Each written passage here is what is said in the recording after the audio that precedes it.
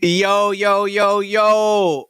Welcome to another episode of Open for Discussion. I'm your boy, Seymour Reese Ball. And today we are talking with a young lady who is out here changing the world. And when I say the world, I mean she is literally changing the world. She is changing lives around the world, doing big things, and she is a phenomenal, dynamic mentor, entrepreneur, community leader, advocate. She is out here in these business streets and these real streets doing big things. And I am super excited to be talking to her. But hit that like and subscribe button that's going to be coming across the screen down here in a minute. And we're going to kick this intro and then we're going to be right back. Let's go. Kick it.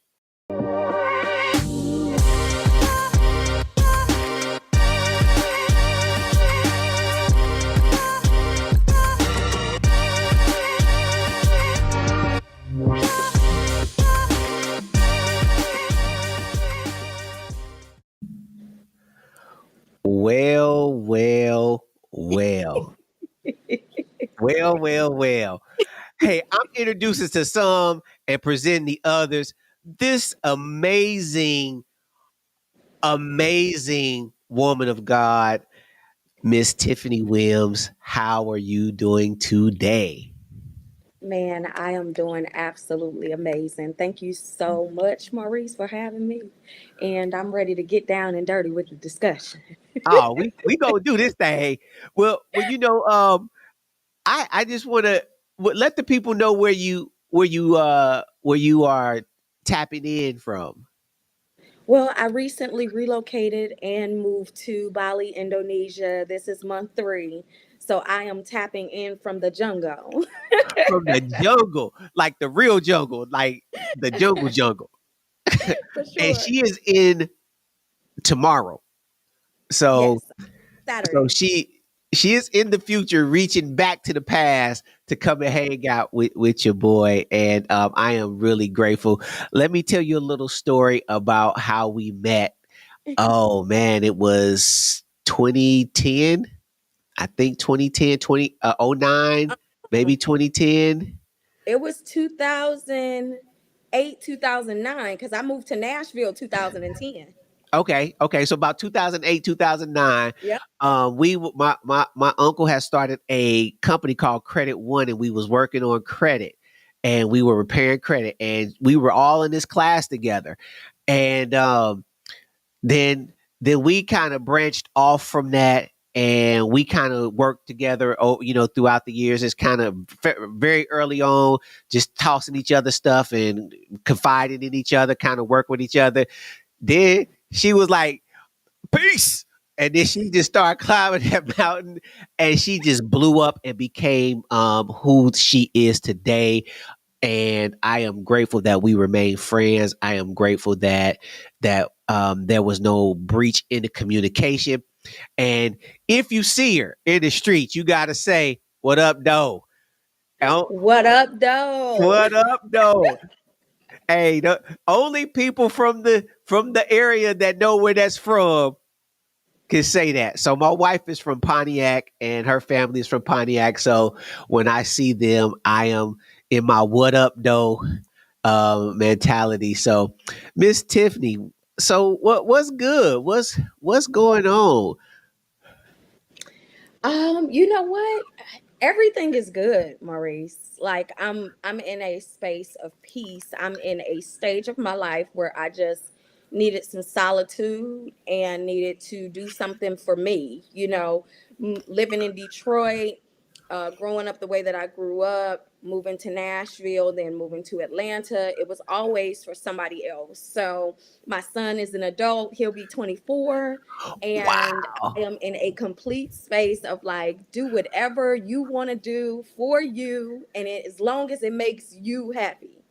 So that's where I am, Mo. Hey, check this out. I see your smile. I see I, I see some of your pictures that you post. I'm like, oh, she out here living her best life. Like she is Listen. cooling. like a teenager. Okay. I had Mike at 19 right after graduation. Of course, he and I grew up together, but I've been a mom my whole life. And it's like now I'm like, I'm still your mom, but call me or shoot me an email. Right. Right. Right. I didn't equip you with enough tools to be out Look, here, be able to be self-sustaining, and mama's out. Peace. absolutely. Yeah, Absolutely. that is awesome. So you mentioned how you grew up. So you grew up in Detroit? Yeah, I'm a Detroit native. I'm a what Okay. up, doe original. The What Up Doe original. Oh, that'd be a dope shirt. What Up Doe original. Yeah. Yeah. So are you the only youngest, the middle? How does it? Do you have any siblings? How does that structure work? I'm an only child. Really? Yes, I am an only Oh child. man. Yeah. Mike is an Oh, only child with me. He has a younger brother. His father has, I believe he's like 12 or 13 now, but I'm an only child. how was that growing up? So I never felt like I was an only child because my cousins and I were so close. It was not a weekend that we didn't spend together, or I didn't go over my granny's house where my other cousins were there. And then my neighborhood crew became my brothers and sisters. So I was never really home alone. I've always had a bunch of family and a bunch of sisters and brothers that came through the neighborhoods and came through school. So it never felt like I was an only child until I didn't want to share. Right.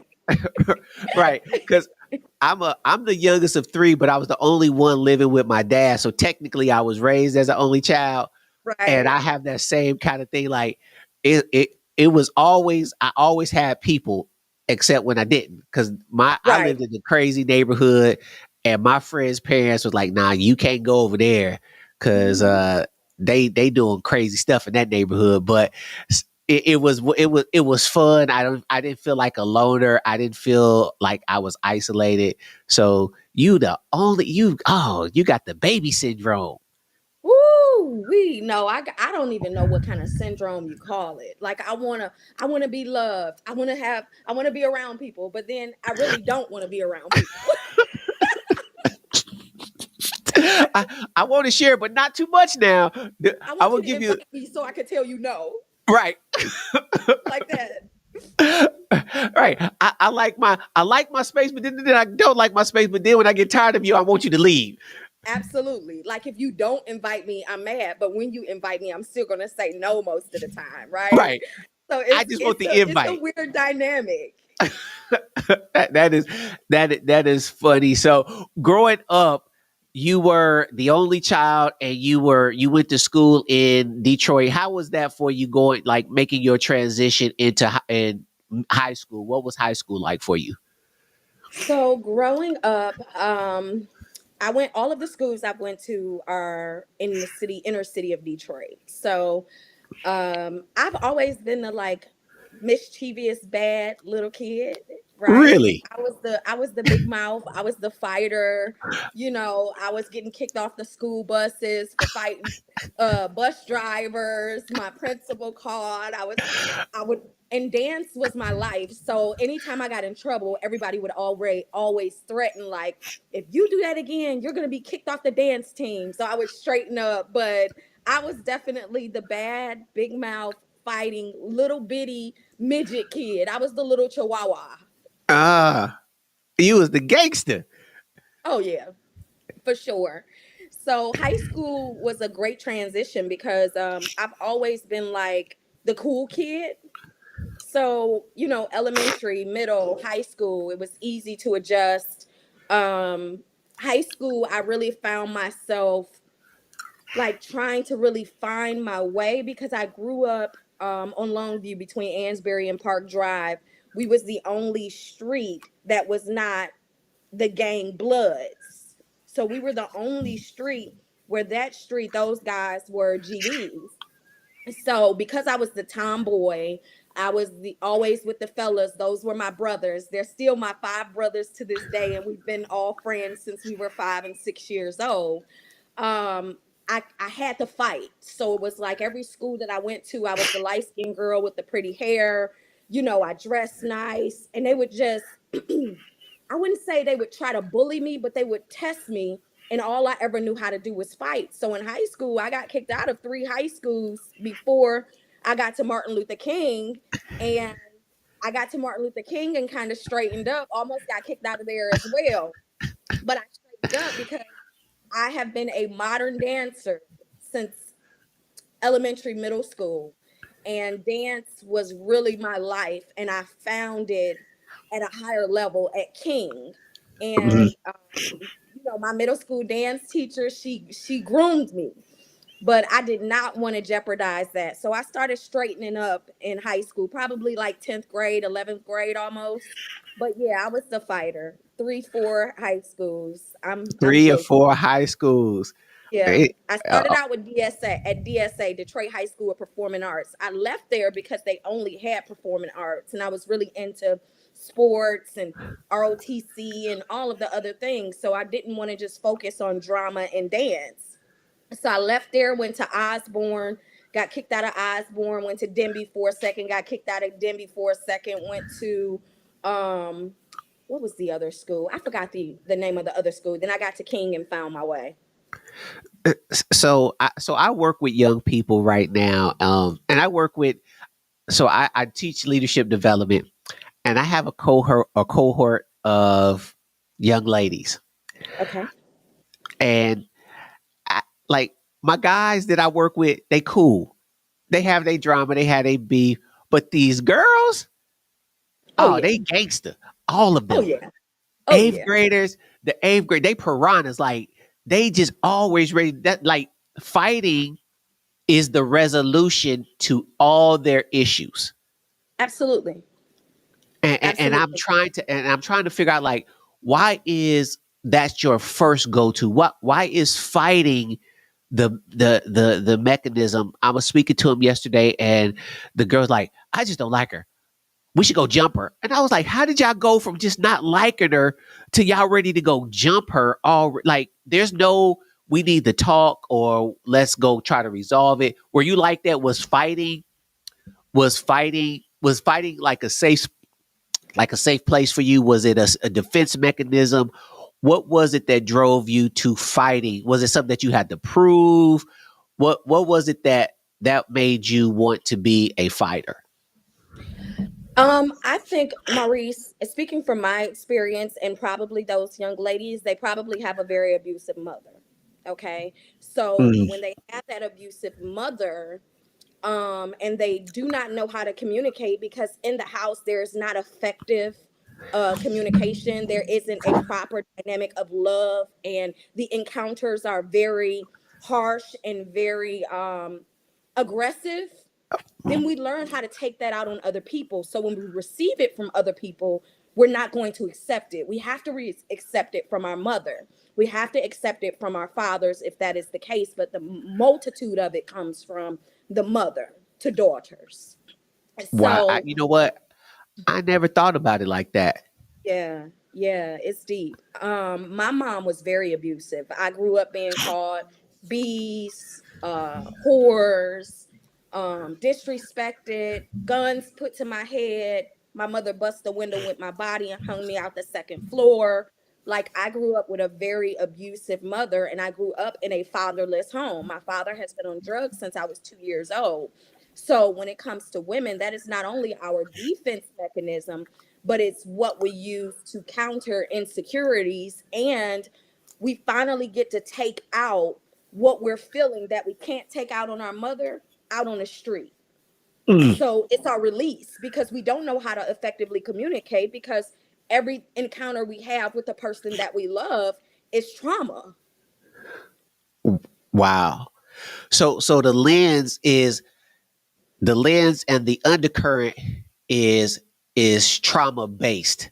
So Absolutely. and so the anger really more so is not directed to the person. The person is just the trigger that triggered the trauma that you really want to take that anger out and put it towards your mom, but you know you can't do that. So it you just lash out at everybody else. Absolutely, because it's finally I can release to somebody that I can't get in trouble with, and I can get suspended from school or We could just beef and never talk again, seeing each other through the hallways of school, but I don't have to go home with you, right? Right. And I don't have to tolerate or accept you disrespecting me to the level that I have to take it at home.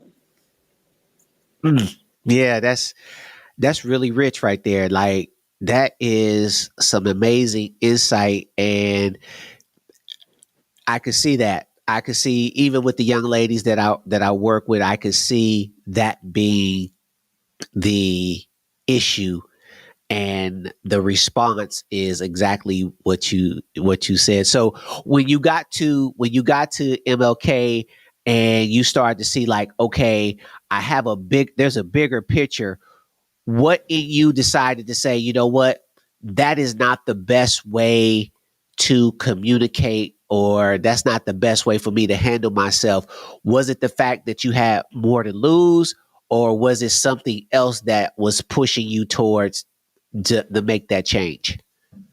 I think seeing and envisioning myself from elementary, middle, and high school to seeing the friends that I lost because of my attitude or my personality, or people that I would have loved to stay connected to that I couldn't for whatever reason, that I did something or they did something.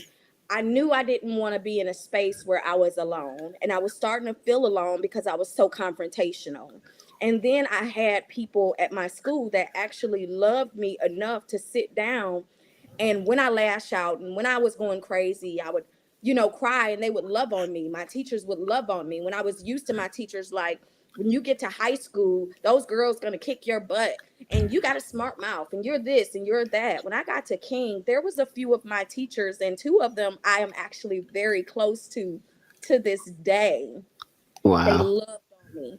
They gave me a soft love because I was so used to having hard love that I didn't even understand how to receive it, but I learned how to. So not only did I have things to lose, but I knew that I did not want to stay the same, because as much as I hated certain things about my mother, I had so many of those traits, and I knew I didn't like them and didn't want them. Okay, that is so in the reshaping of this puzzle, you found somebody to accept you for who you were, but did not bring the condemnation and the bad. They just let you kind of be, but then gave you the embraced you in that, which softened you a little bit, which probably gave you more respect for them, which is probably why you're still tight to this day, because of the acceptance when you were in your most vulnerable state, that they didn't come and take your vulnerability and then use it as a billy club and beat you over the head with it. Correct. And when that happens, it's a sense of safety. And you have to think about it: when a younger girl is not loved properly by her mother or her father, she begins to have trauma as her love language. So, how do Mm. you unlearn and relearn? Is seeing healthy individuals operate in different spaces, and then kind of be they're an influence in that aha moment, like, darn, life really does not have to be the way it is. My normacy is not normal in any capacity of relational love or friendship love in any capacity. But darn, I've been around it my whole life. How do I transcend? That yeah, that's a challenge, because the environment sometimes won't let you. Absolutely. Yeah, the and that's what I see with some of the young ladies I work with. The environment won't let them be something different, so they be this person that they made, and until they get into that safe space, which is a space that I create within this cohort, without judging how they move. But yeah, so you go through high school, you start to make the change. You got some people that accepting you for who you are. Now you got pregnant right out of high school. Did that change anything for you? Were you, when you got pregnant, did you say, I don't want to be like my mom? Actually, I never wanted children. And I never wanted children because I was afraid of I wasn't exposed to generational curses and all of that understanding until later on.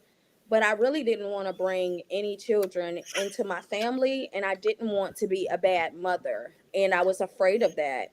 But I was pregnant my senior year through school, and they were trying to kick me out of King because I was pregnant my senior year. They were trying to get me to go to Tapet. I had to petition and stand up for myself. Like, I'm not missing school. I want to graduate with my friends, and they wind up letting me stay. And of course, I graduated, but it was still really, really hard. My son's father, if we just back up just a little bit, I was raped at Uh-huh. 16 years old. And Okay. then I was molested, one by a family member, and then two, and we were very young, so I don't even know how you call that, but I remember it. And as I got older, it used to burn in me, right? And Uh-huh. then my mom's boyfriend's son used to touch me as well. So when I got pregnant with my son's father was 5 years older than me at that time, right? So I was attracted to the older man. um I really felt so much inferiority in that relationship. And not to blame my mom in any way, but after knowing his age and after he knowing my age, we still kept the relationship going. So there was a lot of reservations, a lot of back and forth because I was so young. And then once we decided, next thing you know, a year later, I'm pregnant with my son, Michael. And Mike is 5, almost 6 years older than me. So you already know at 16, 17 years old, I'm dealing with somebody 21, almost 22 years old. Right. So there you have that. It was a lot of trauma in that relationship because I had so much trauma. My family didn't know that I was a rape victim until I was in my late 20s. My best friend did, and her mom did, and my grandmother did, but nobody else in my family had known. So I held on to that for all of these years without healing, understanding, or even just someone to console in me confiding in them. So do you in that space, did you not say anything because you didn't think it would be believed, or because the person that touched you had more influence over the family?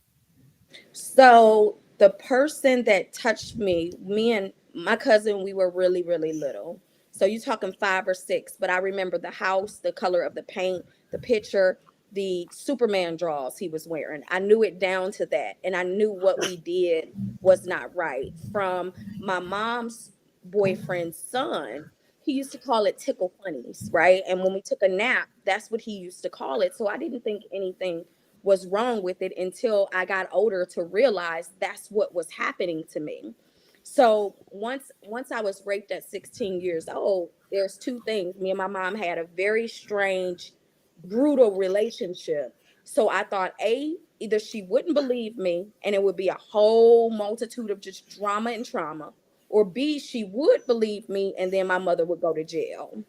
So I had those two things playing a factor to where I'm like, if she does believe me, she's going to kill that man.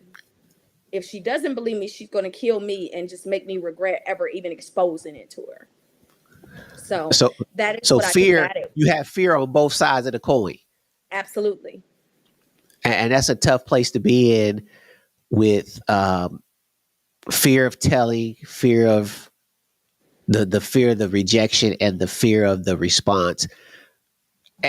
As a young person navigating these pieces on this chessboard, how did that play in all the other decisions? I know you said you went into an older man. Was the older man, did he give you a sense of, like like a father figure, since you didn't have that father figure? Was there like a safety there that initially, that you could at you kind of was like, okay, I can be this little girl around him, and it matriculated into something else? No, actually we met. I've been a dancer forever. So we had a dance group that we used to compete against grown women, grown people. And we wound up going to a club called C Notes Lounge, which is 21 and up. We were able to go to compete. It was two guys, two girls, my best friend, and she was murdered by her husband. But we used to go and compete everywhere around Detroit. So when I met him in a 21 and up club. I did not look 21 at 16 years old at all. I didn't act 21. I didn't wear makeup. I didn't have my eyebrows pierced. I was still like a girly tomboy though.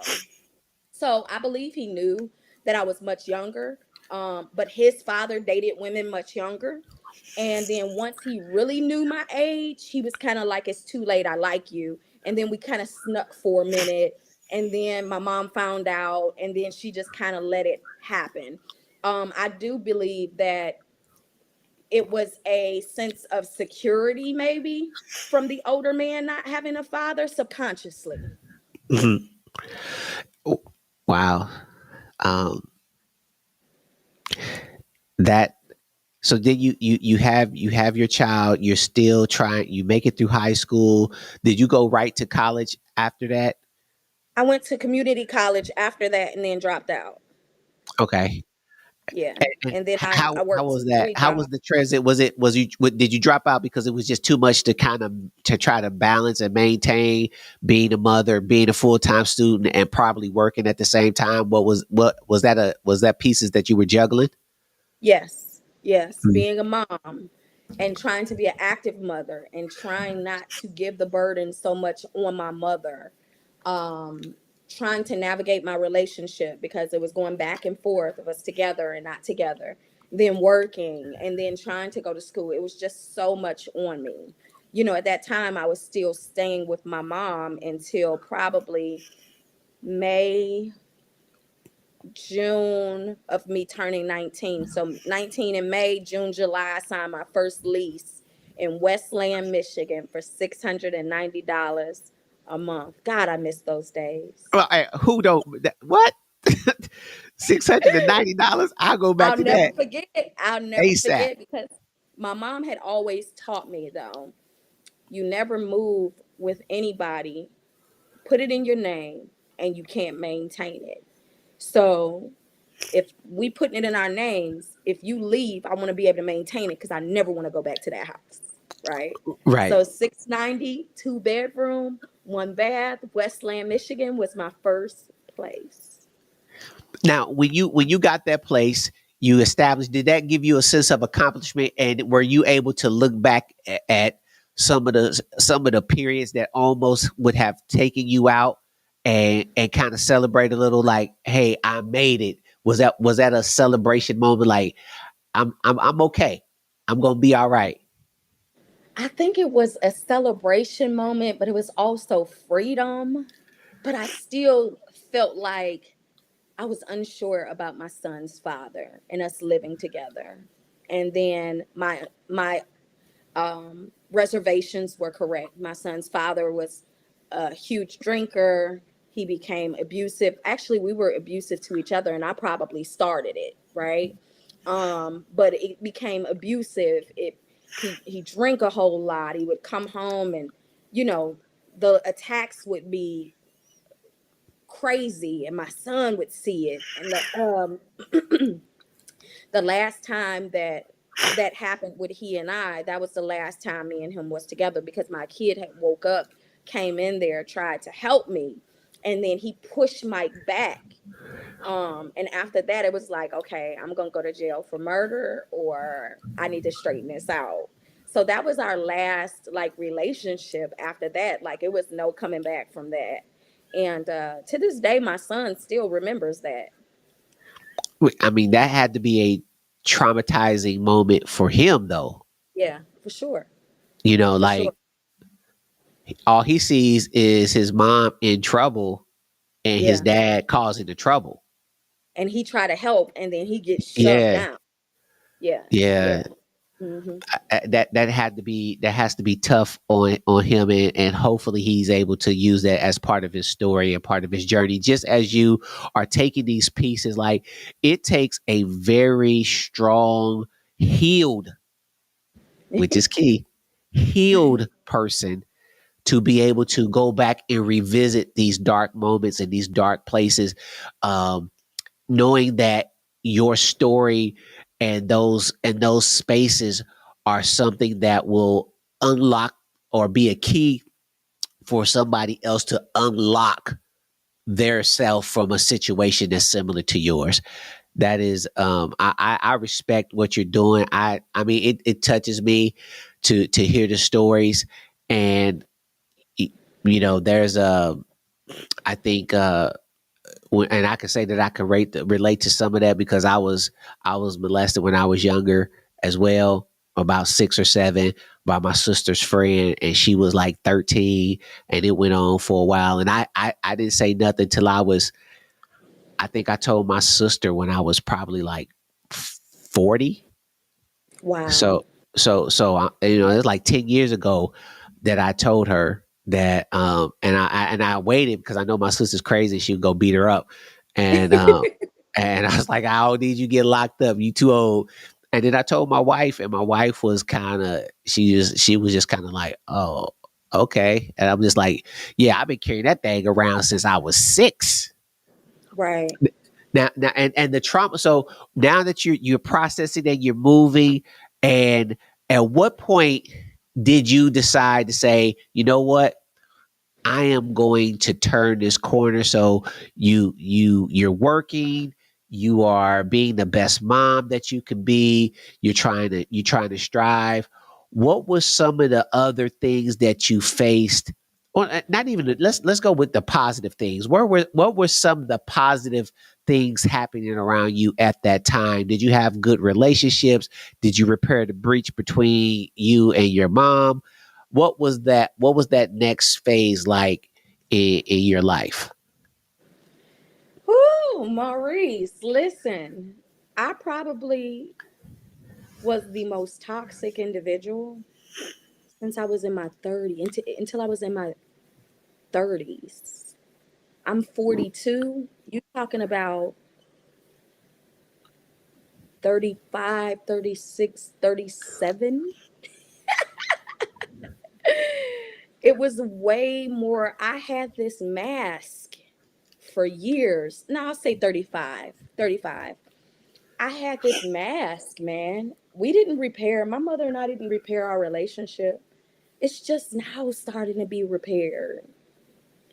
Just now. The healing is ongoing. I am not going to lie to you and say I am 100% healed. I'm not going to lie to you. There's so many variables to the healing process, because before you can even be healed, you have to acknowledge, you have to accept, you have to acknowledge your part in the mess. You have to be able to say, you know what, God, I really need you to change me because I'm trying and it's just not working. I hate X, Y, and Z about this, about myself. I hate that I do this. I hate that I respond this way. I need you to change me. Mm, And it takes a whole lot for a person to actually acknowledge that they are the problem. The problem yes. is not everybody. The problem, a lot of times, is you. Now, you can't help the molestation, the rape, things like that, but you can help how you respond to the things that cause you to be triggered. Triggers Yes. are triggers because you're holding on to it. We have to learn how to relinquish power from the triggers so that they're no longer triggers. They're a part of the process of lessons that you learned, that you Mm, will never make the same mistake to have in your life to endure again, putting yourself in certain positions.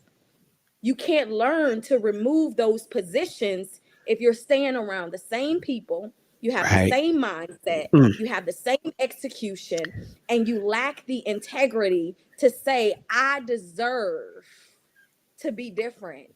I deserve better. You can't give love if you've never loved, and you can't receive love if you've never loved, because you have such a weird dynamic, a respect for love, that the way you give it is the way you've been getting it your whole life. So how can you get something different? Right. Oof. Took a long time, Maurice. Oh, it took forever W- for me to it- get just that. Go ahead. Go ahead. For me to get just that, it took forever. So at what point did you encounter God during this journey? Because what you're talking about, that change right there, that's a heart change. And that mirror is a beast when you start to go back and really look at the common denominator in all the situations that when I look back and I'm like, dang, that was me. Oh, that was me too. Like I've been a part of a lot of this thing, and it takes God to be able to change that. At what point did you cry out and say, God, you just said you were in your 30s, but I'm pretty sure prior to that, you were still crying out. You just what he was requiring of you, you probably wasn't ready to let go of yet. Maurice, honestly, I turned into a savage. Do you hear me?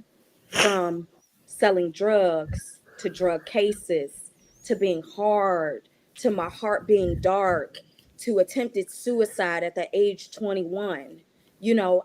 I was so mad about my life and everything crumbling and not having real friends and feeling alone, and me and my mother just had the strangest relationship. I went to go pop some pills, lock myself in the bathroom, and 2 minutes later, I throw them up. The only thing happened months later is I start losing my hair from a chemical imbalance, right? And I'm like, God, why do you keep letting me live? Why do you keep letting me live through all of this hurt and Mm. all of this pain? Like, there can't be a hell because I am already here. Like, why do you keep having me here? And it was a revelation for me that was like, you know what? God, he didn't get angry, but he had to bust me in my chest. Like, listen, it's purpose in your pain. And the purpose that's in your pain isn't even for you, it's for the people, the women, the men, the boys, and the girls who are looking at you as a mirror image for me to rescue you and show you how real I am. Now you about to show them how real I am because you couldn't have done it without me. Right? So it was like, I'm like, well, how much more you want me to take? Like, why am I your test dummy? You know? And he was like, you're not my test dummy. You only your dummy because the things that I have taught you, you have not executed. You keep bumping your head on the same concrete wall and saying, oops, the wall is here. How many times do I have to show you that the wall is there? You're being disobedient. You want your own way. You're in your own way. You have everything that I possess, the power that I have given to you because you are the daughter of the Almighty King. I am the King. I am the Abba Father. I am the greatest, the all of all. So how can you not trust me enough to get you out of what you're going through when I have rescued you and saved you from so much and you still have a sound mind? Man, Pooh-wee. he used to bust me in my head, Maurice. And I used to be so mad. Like, I ain't trying to hear that God stuff. Forget this God stuff. Don't be trying to preach to me. And God used to be like, girl, I got you as a frontline soldier for a reason. Frontline soldiers are always at higher risk to war wounds. Your war wounds are so you can go back and grab the one, if not the many, the one that identifies with you so that you can bring them to me. And I used to be like, all right, you right. You right. I'm sorry. I done lashed out on you, God. I done said you ain't real. I done cussed at you. I done cried and had my temper tantrums. You right. You so And then he right. says, yeah, I didn't let those pills take you out because of grace and mercy. Yeah, I didn't let this get you because of grace and mercy. Yeah, I'm gonna let that pass too because of grace and mercy. Yeah. And Yeah, for real. Because as a rape victim, you either become enclosed or promiscuous. I did both. And guess yeah, what? He didn't let my body get attacked. He didn't allow disease to come into my body. He didn't allow me to have a messed up brain. And even the addiction from the pills came from the prescription of them prescribing me for ADHD and stress and this syndrome and that syndrome. So the medicine that I got came from a doctor to help me ease the pain, but I used it to get rid of myself. And God is like, I'm the only pill that you need. And my Woo-wee. dad and my dad has the addiction. So addiction is there. So I've always been scared after that to do anything that gave me a resemblance of I have some form of addiction. It has to go immediately. It doesn't matter what it is. Like, you know I what? am the I'm feeling same like I'm way. addicted.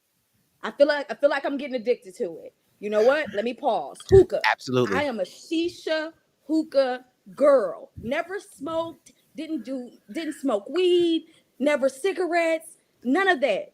Shisha. I'm like in the shisha spots every day and I'm like, God, I'm addicted to shisha. Okay. Let me pull back so I can control myself. That You is know?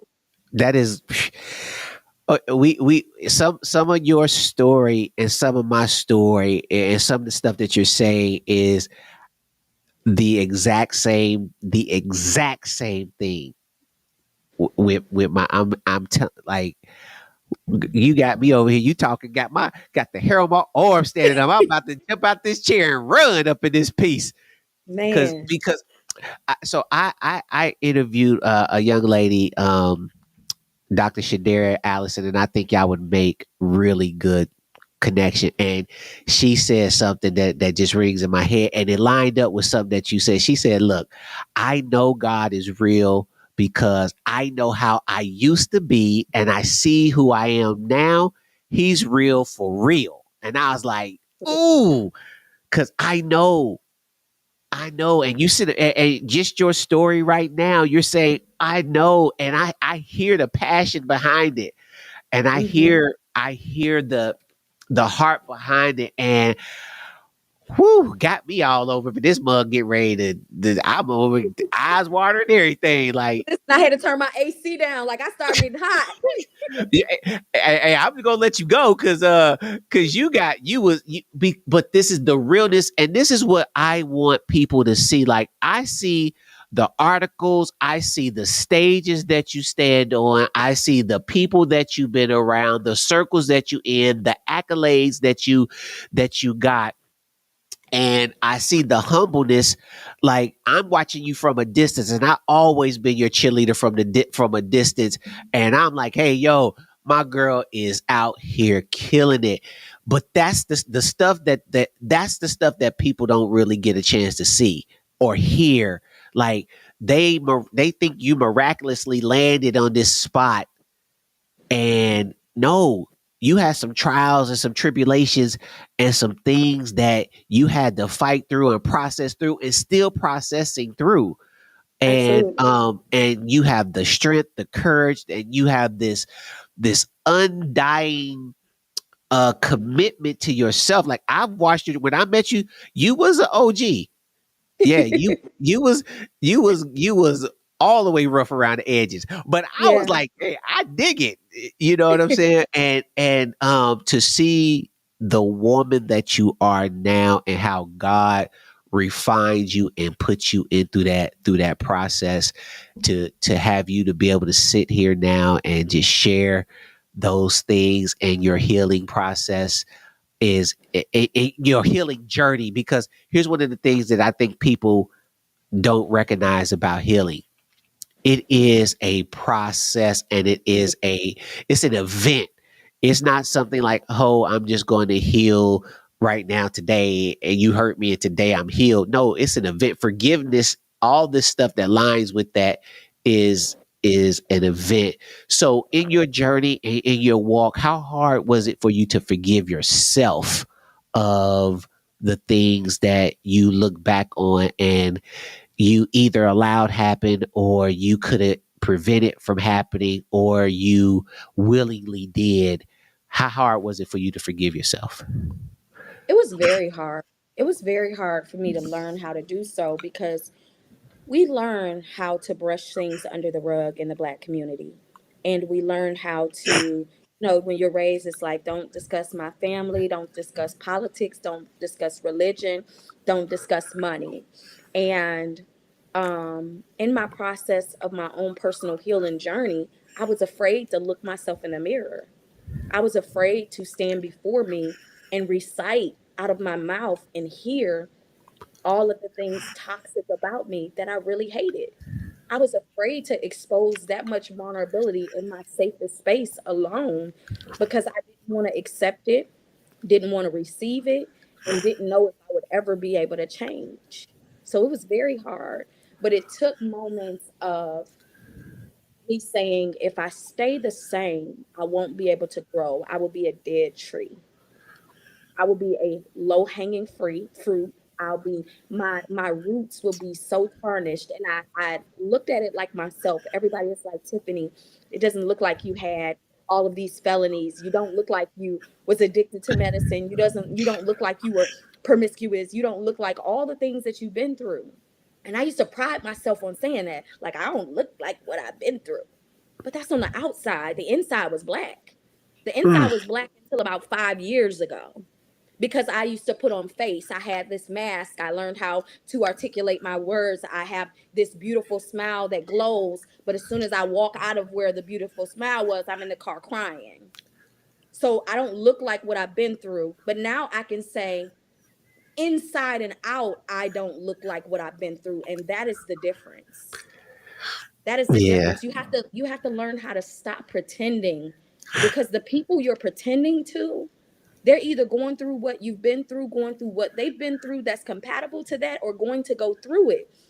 You don't have, they're going to either receive you or despise you no matter what. And I had to learn that by being in the spaces that I am in today is be your authentic self, be grounded, have character, have tact, leave your posture in every room that you enter, leave your mark in every room that you enter. The people that receive it are for you, the people that don't are not. That's it. Keep it moving. But I'm going to be my authentic self. Mm. You said something earlier that lines up with this whole being your authentic self and loving yourself. Hmm. when when that love is perverted, like you were saying early on, when that love is perverted and you don't know how to love, you don't know what that looks like, that love, not only do we project it on everybody else, we then take that same love and we love ourselves like that. and Absolutely. and so to hear you say, no, I'm really, I started to love myself. And that's Hmm. the beginning of self forgiveness is I love the person in the mirror. All the Hmm. flaws, all the stuff that I did, all the stuff. Yes, I did it. Yes, I was there. Yes, yeah, did that. Got yeah. But I love that about me because the God that I serve says, I don't let none of that go to waste. Not at all. Like you said, it's not, it's for, if it's only for one, it's worth it. If Absolutely. if it's woo wee. Look, I I woo, got my heart all pumping fast and stuff. You Yeah. know, you are doing some big things. So your son sees you shedding these layers, and as he's growing, you are evolving. And how did that relationship work as he's seeing you and he got to an age where he started to understand, but at the same time you were still kind of in a place, but you start to evolve at the same time he started to mature. How was that how did that work? So Mike have a lot of myself and my mother's toxic traits. He also has a lot of our good traits. So I think my self-reflection and my changing to transcend, he paid attention to it like, oh, she ain't just saying she changing. I'm actually seeing it. Okay. Then he has no choice but to change. He has no choice but to communicate with me differently because my receiving and accepting and giving is different. I've set Mm, healthy boundaries for he and my mother. My son and I have always been really, really close, but there's been a wedge between he and I because he's had to pick between my mother and I for so long, even between our battles, that he learned how to manipulate the situation. So now that he's older, we have such a great relationship where he'll call and say, "You know what, Mom? The way you said that to me earlier, I didn't like it. It kind of triggered me. That's why I got off the phone. You know, I hate when you do X, Y, and Z. You know what, Mike? Thank you for calling to tell me that because you brought it to my attention now that I could actually see what I said to you. And this is what I meant. And I'm going to work on my delivery. Thank you for telling me." Our communication is so much more crisp because we set healthy boundaries for each other and we learned how to not, yeah, yeah, yeah, yeah, yeah, yeah. We learned how to actually sit down and communicate like adults with love and compassion and holding each other accountable. While we transcend into change, we're gonna have to hold each other accountable because I was what I was a lot longer than who I'm becoming. Mhm. The same for him. So now we practice that, and we practice that with my mother. Soon as she starts, "Hey, Ma, you know what? I'm gonna call you a little later. Okay, have a good day. I love you." Click.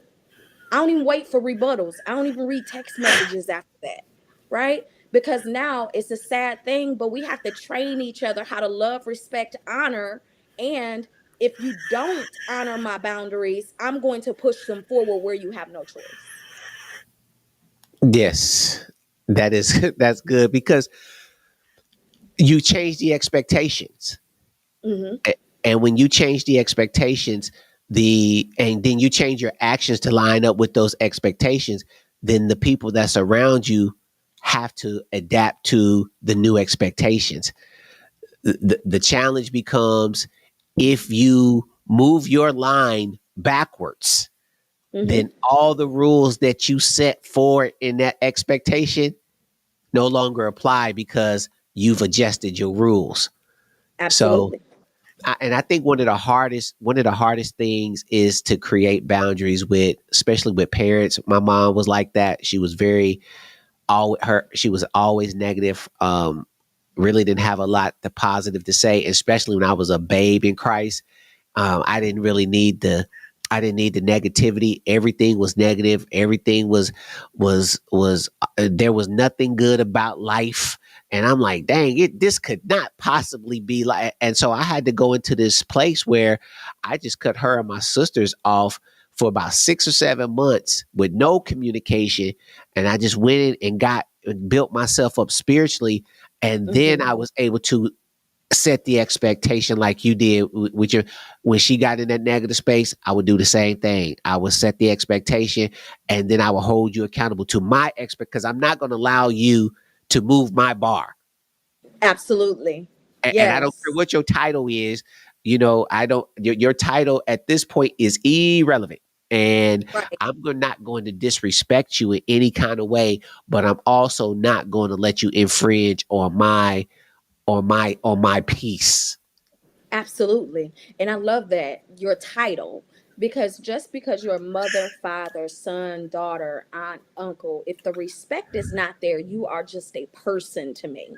And any Absolutely. person that does not respect, does not love me properly, does not comply to my boundaries, I get rid of mom and I call you by your first name.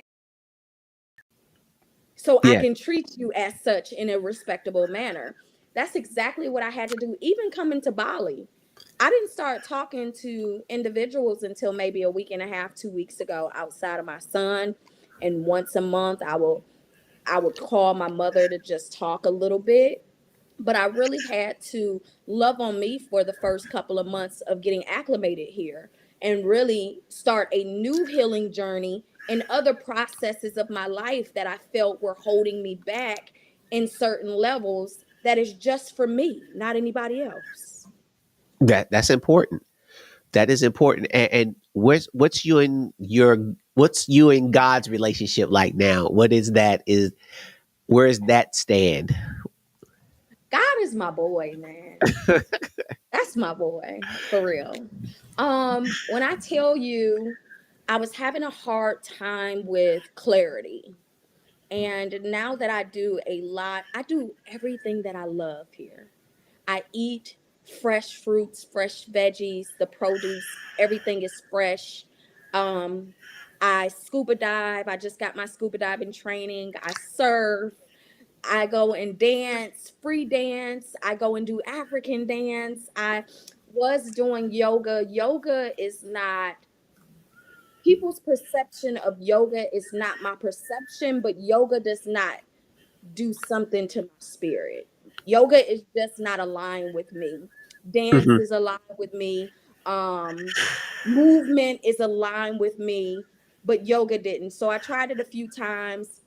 Russell Simmons and I are really good friends. He lives here. He had me trying different dance stuff and vegan food and all kinds of stuff. So for me, I just feel like God placed me in Bali and placed me not in the Canggu, Semiak, where it's party city, is the beaches. He placed me in Ubud, and Ubud is the home of medicine, holistic home of medicine. Mm, Everything natural here, everything from meditation to prayer to alignment to spiritual alignment is here in Ubud. Now, the country of Indonesia is Muslim, but Bali is Hinduism, hmm, right? hmm, But the only principle that I took from them is that I love is karma is real. They treat everybody with respect. I don't have any issues with the men. I went to my favorite nail shop, Mo, and I know we're ending soon. I'm gonna hurry up. I went to my favorite oh no, nail you shop. good. Okay, You good. okay. You Did good. you know You that good. I didn't know they didn't take credit cards. They said, Tiffany, just bring it back whenever you come this way or next time you get your nails done. I went, my laundry, they picked up my laundry to clean, brought it back. I only had 100,000 in rupiah. She was like, do you have any change? I said, I don't. I only have 100,000, right? $100,000 in rupiah, right? Everybody's a multimillionaire here, right? And she was like, Tiff, just drop it off. They have such a posture in themselves that know that their gods are real, and whatever you say you have to mean it. Whatever you say you're going to do, you have to do it. And if you don't, they're not looking to seek revenge. They're not going to prey on your downfall. They are going to allow their gods to work in their favor without saying a word. Mm, So the only thing that I picked up from Bali is treat people for real how you want to be treated. Say what you mean what you say. And what you tell a person you're going to do, do it. Be honest, walk with integrity, and and be a lady. The women here are soft. They're mm. soft spoken, they move soft, they don't dress provocative. Just be a soft woman, you know? You say so. Really, what they're saying is love yourself as your neighbor. Like love Absolutely. your neighbor as yourself. That's what I meant to say. Love your Yeah, neighbor. yeah. So love your neighbor as yourself. And in doing that, I'm going to automatically respect you, and I'm going to automatically um, Do right show by you you. reverence. And you've went in and established yourself as a trustworthy person. That's big. and, Yeah. and that's Yeah, that's the spirit that is within you, connecting, saying this one right here. That means a absolutely. lot. That Absolutely. means a lot. Or he's something so little. I remember in Atlanta, I had a basket and I had some candy that was on the arm part where people put their purses in the basket. I left out, put all my bags in, noticed I had the candy. And I was like, it's raining. I'm not going back in there. I don't care. Right? Didn't go back to the store to go pay for the candy. Here, I went in Benteen Market and I had another pack of candy and I didn't pay for it. Instantly, I was like, "Oh, let me go back in this store and handle that." Because my God, see, I don't have their belief system, but I Right. have some of their beliefs, right? And I'm like, "Oh, God is watching. What you do in the dark, He is going to reward you for. Let me go back and pay for this candy." And then I'm on Bali. They God's gonna get me. The God of evil is gonna get me for knowing that I walked out of here with this candy and I didn't go back and pay it back.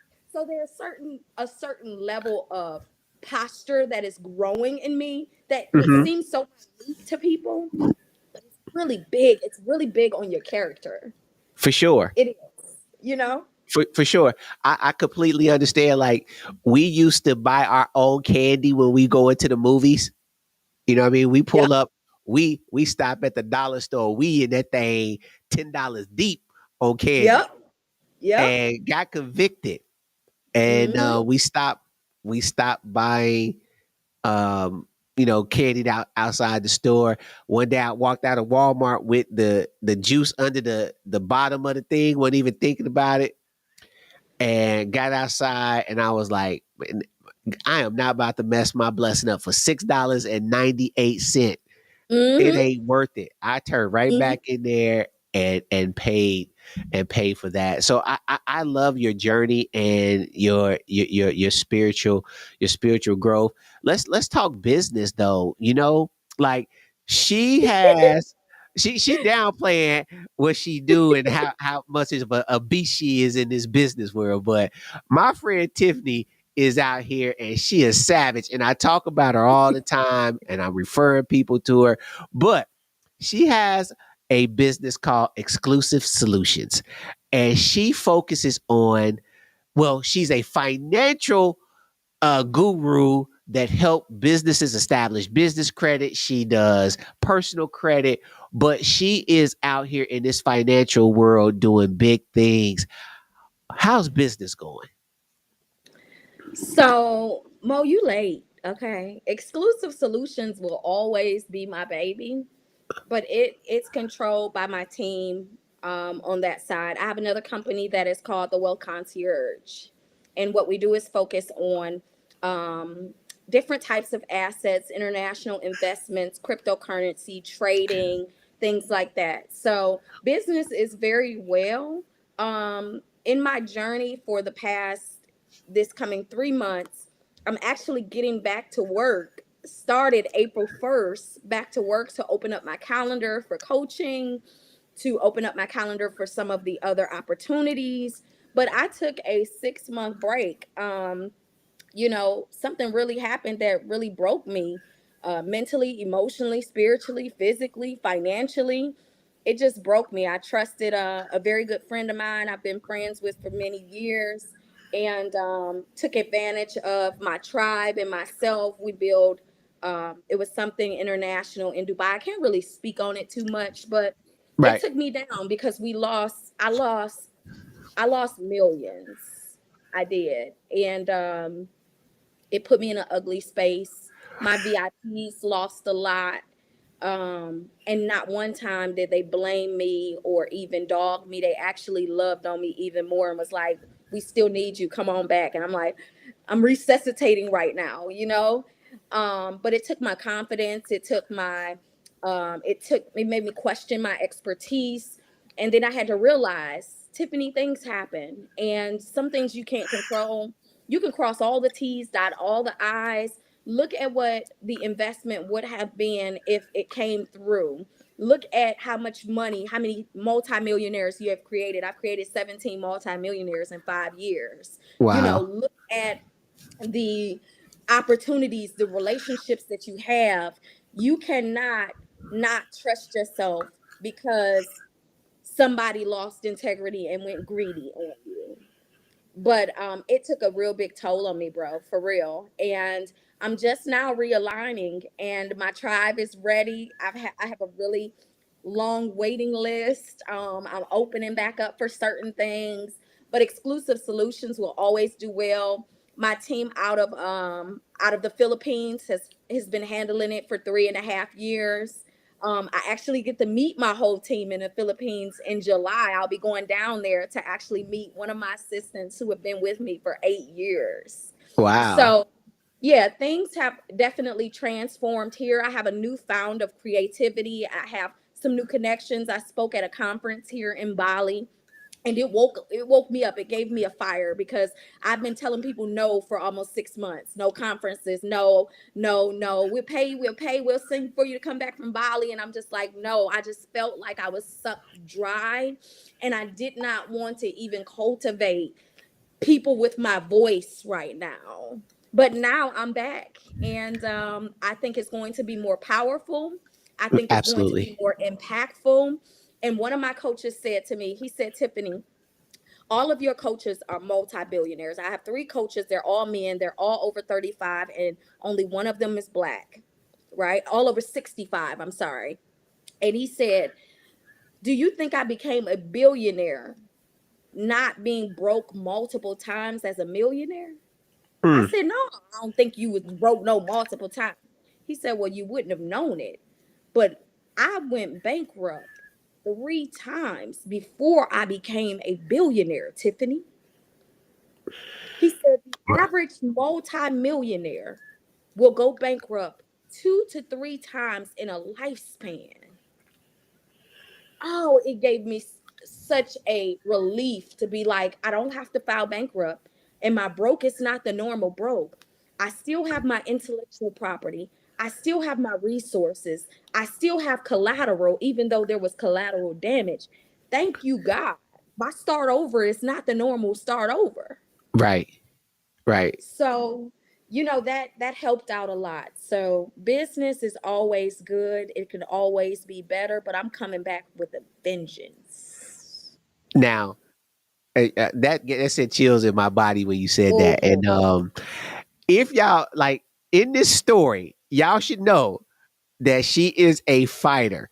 Now, if y'all Google her, I'm telling you, you gonna see what she's done. She's been on stages. She's done spoke at Yale, right? You spoke at the Yale business. You've Yale been Black Women Coalition Conference. I've she's spoken on at the Harvard. Forbes. She's on the Yeah, Forbes panel. She is on the Forbes list. She is done spoke on CBS, NBC, yeah, Fox. yeah. She has the Lioness Mentor. Like this right here. I am glad. Like Google her and y'all see like she is savage out here. And honestly, like my wife about probably about 3 weeks ago, no, probably about a month ago, she was like, "Hey, can you call Tiffany? Because we need to sit down and talk to her about getting started in some business stuff." I was like, "Yeah, she kind of transitioning right now, and I'll hit her up, when she talking to people because she ain't talking to anybody right now." And so she was like, "Yeah, but I definitely want to get with her because we want to be in that millionaire status, right? Not because we want the money. We live okay right now, and it's not about the money. It's about the impact that the money will allow us to do, which is the same thing for you. I know it's not about the bread.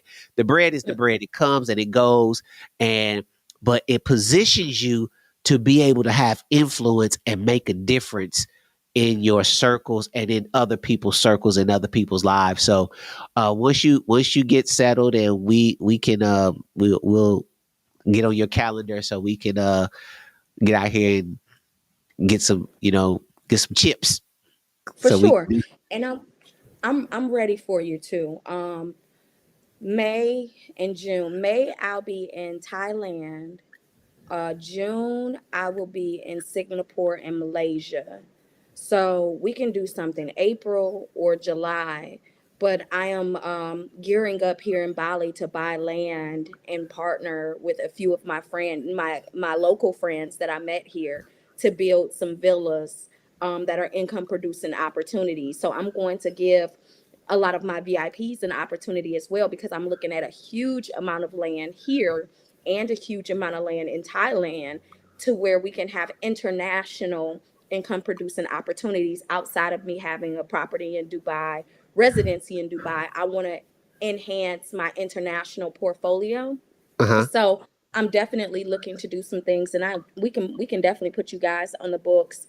I really am humble. I am it took some things to happen for me to realize my naked self I have to love. I have to love me with it all and without it. That's why I can walk around bald head with no wig on. I would never have done that before, Maurice. I will have days where I'm like, you know what, I'm about to tan my little bald head. Let me go and shave it and all of that. Like I am truly in a space of happiness naked. I went from driving my Mercedes G-Wagon, everything else that I have luxury, to I'm on a scooty bike. A scooter out here is the best way to ride. Okay. A scooty bike with a helmet and no AC. Okay. So life is just really transforming for me to really enjoy the little things. The accolades mean nothing when you're broken. For The sure. the resources mean nothing when you're broken, because you don't even have the mental capacity to think, to create, to solve your problem if your mental is not right.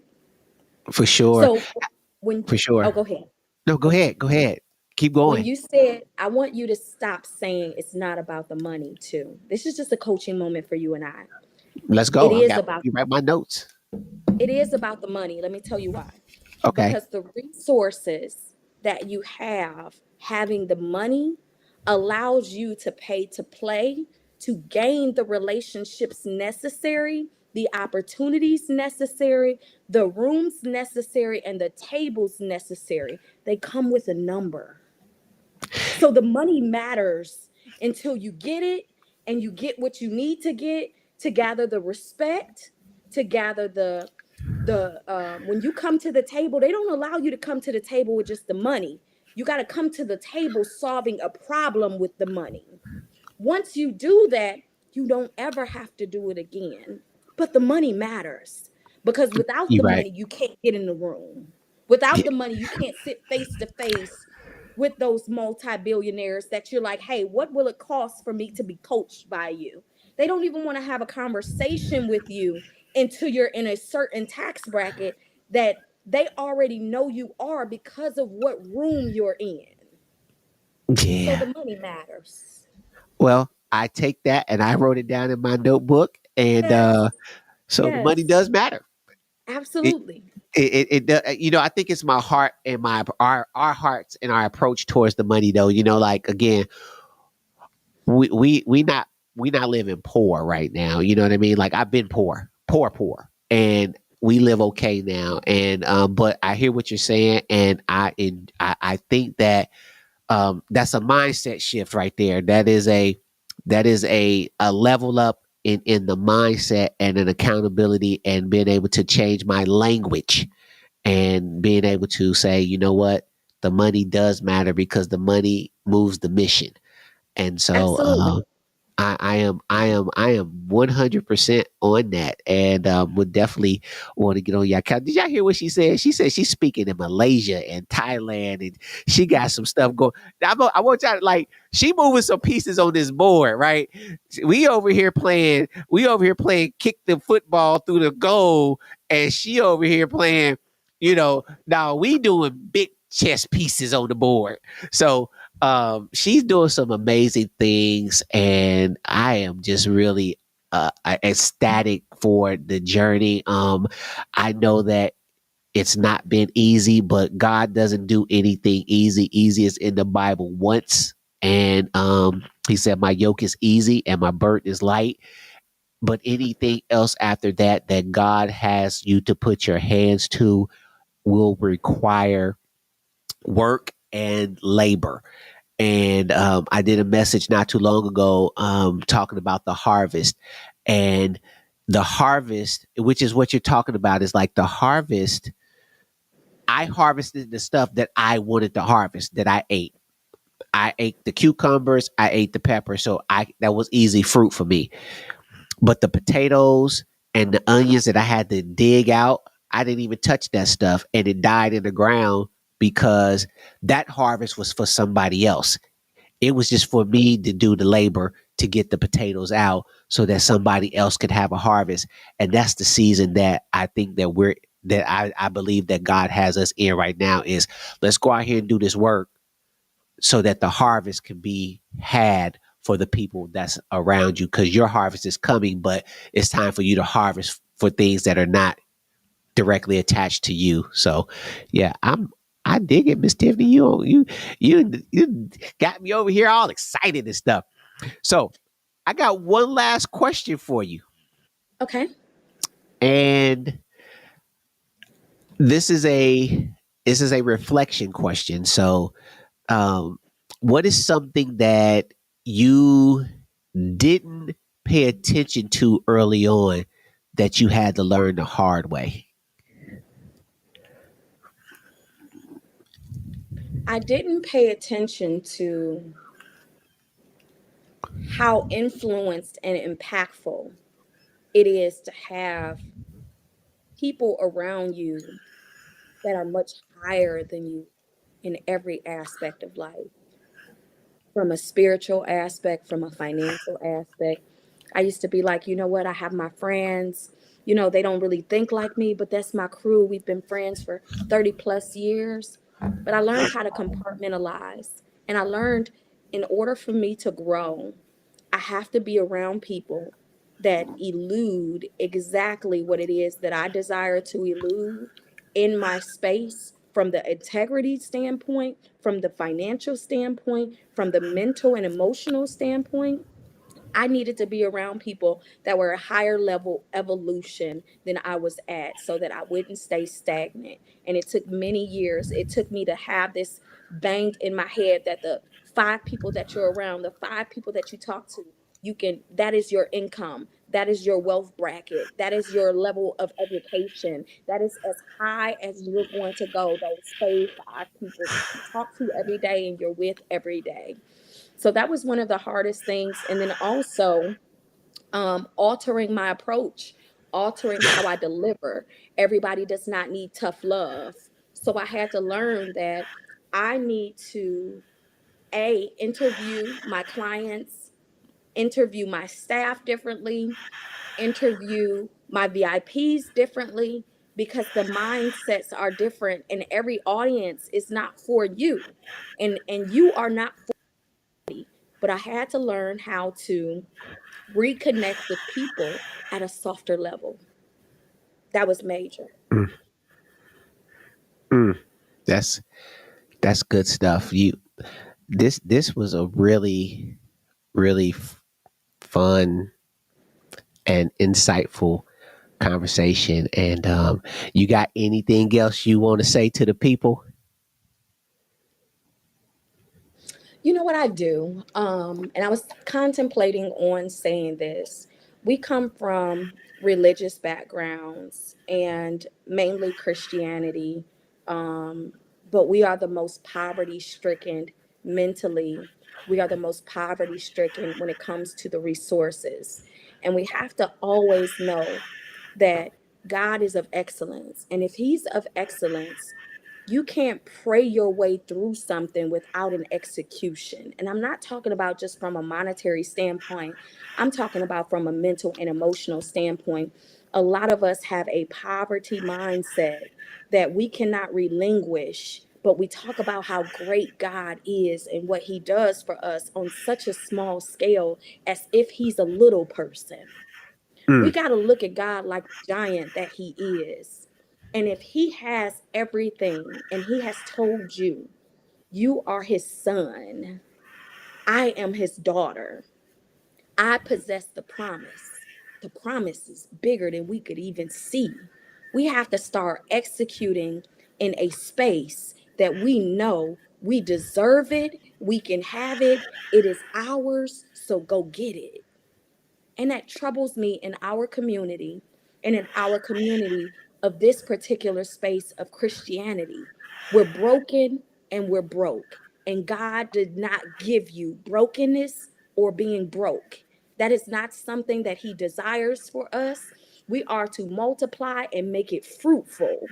And that is in all. That's in your mind. That's in your creativity. That's in your intentions. That's in your heart. He didn't gold, silver, brass, all of that. He was rich. He doesn't want us broke. So we got to right. stop receiving mediocrity and we have to stop receiving that the little things are okay. Mo, I hear you say it all the time. Like, not all the time, but I hear you say it, it's my heart. It's my heart.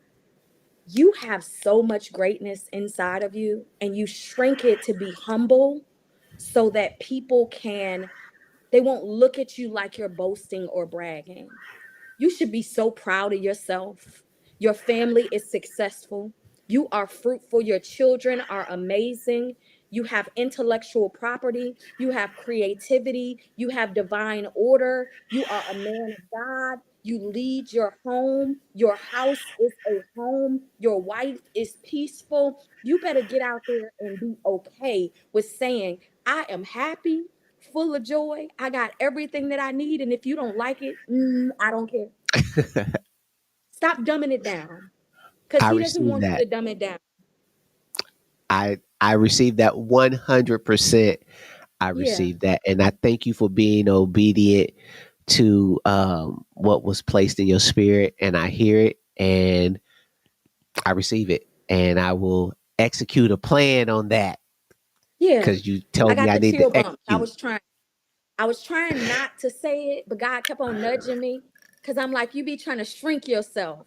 You can't get on your platform and give everybody else the grace and the glory, and then you be shrinking yourself a little bit. I don't like that. He don't either. I receive it. Yeah. I receive it. I receive, I love you, and bro. always be obedient if he's nudging you, because Yeah. he will have you waking up in your sleep and have you tossing and turning, and then you won't Yep. be. So I appreciate that, and I'm at a stage in my life where I can hear the spirit by the spirit and know how to eat the meat and spit out the bones. And I Absolutely. receive everything that you said because that is the space that he has us in. So it's confirmation. What you're Mm-hmm. saying is confirmation to where we are where I'm at as an individual, but where I'm at, so is my wife. And so we're Yeah. in this space, and we're going to go back and watch this thing and really dig in, and we're going to be contacting you to get on your calendar so we can go ahead and get these resources, because we got lives that we need to change. and Yeah. um and so look, you've been on here open with discussion. I'm your boy Maurice, and this is Miss Tiffaney Williams. Go follow her on all her stuff, and with that, I love you like a play cousin, and I'm out. Peace.